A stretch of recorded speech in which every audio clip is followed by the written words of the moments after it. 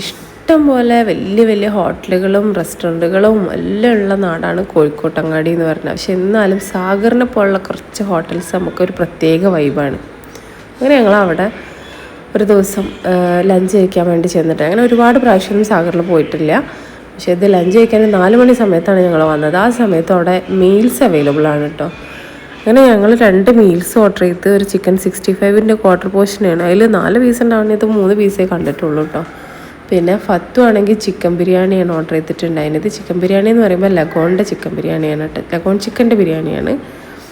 പിന്നെ മീൽസിൻ്റെ കൂടെ തന്നെ ഇഷ്ടംപോലെ കറികൾ, മീൻ കറി ഉണ്ട്, പച്ചക്കറി ഉണ്ട്, പിന്നെ വേറെ എന്തോ 2-3 ഐറ്റം കറി, തോരൻ, അങ്ങനെ കുറേ ഐറ്റംസ് ഉണ്ട്, പായസം ഒക്കെ ഉണ്ടായിന്.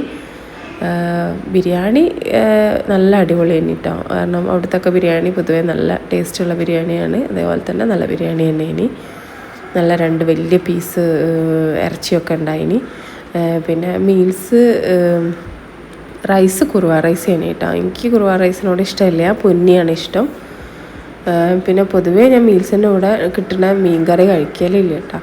പക്ഷേ ഇത് നല്ല കറിയാണെന്ന് ഫത്ത് പറഞ്ഞപ്പോൾ ഞാൻ കഴിച്ചു നോക്കി. സാധാരണ പറഞ്ഞ പോലെ തന്നെ നല്ല അടിപൊളി കറിയാണ്. നല്ല ചെറിയ പീസ് മീനൊക്കെ നമ്മൾ വീട്ടിലൊക്കെ മീൻ കറി വയ്ക്കുമ്പോൾ ഉണ്ടാക്കുന്ന പോലത്തെ ആ ഒരു പീസ് മീനും ഒക്കെ ഉണ്ടായിന് കേട്ടോ. അങ്ങനെ ഞങ്ങൾ അതൊക്കെ കഴിച്ച് അതിൻ്റെ കൂടെ ലാസ്റ്റ് പായസം കുടിച്ച്. സെലീക്ക ഷുഗർ കട്ടിലാണ്, പക്ഷെ ഓള് പായസം മുഴുവനായിട്ട് കുടിച്ചിട്ട് നല്ല ടേസ്റ്റുള്ള പായസം തന്നെ കേട്ടോ. പിന്നെ അതൊക്കെ പോരാത്തതിന് ഇവിടെ നല്ല പേസ്ട്രീസൊക്കെ ഉണ്ട് കേട്ടോ, കാണാൻ നല്ല ഭംഗിയുണ്ട്.